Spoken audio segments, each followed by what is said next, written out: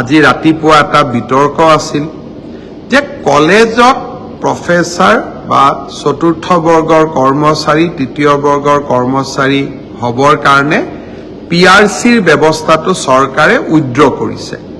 কিছুমানে ৰাতিপুৱাই মই বাতৰি কাকতত সমালোচনা দেখা পাইছিলোঁ।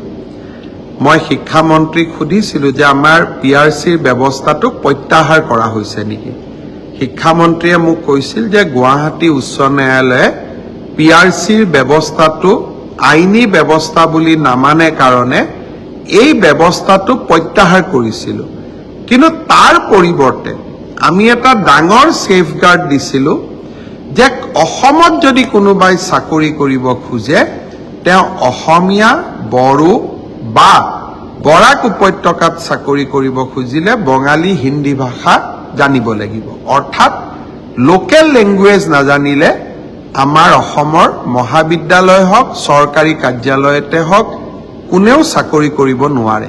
অৰ্থাৎ আমি লোকেল লেংগুৱেজৰ ওপৰত ইমানেই গুৰুত্ব দিছিলোঁ যাতে বাহিৰৰ পৰা কোনেও আহি অসমত চাকৰি ল'ব নোৱাৰে। সি যি কি নহওক এতিয়া আমি দুইটা নিয়ম কৰিছোঁ যে পিআৰচিও লাগিব আৰু লোকেল লেংগুৱেজো জানিব লাগিব।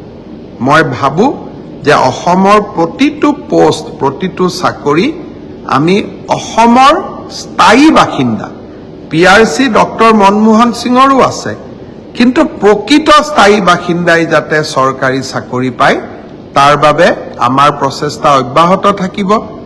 ৰাইজে আমাক সমালোচনাও কৰিব, মৰমো কৰিব, আদৰো কৰিব। ৰাইজৰ প্ৰতি আমি দায়বদ্ধ হৈ থাকিম।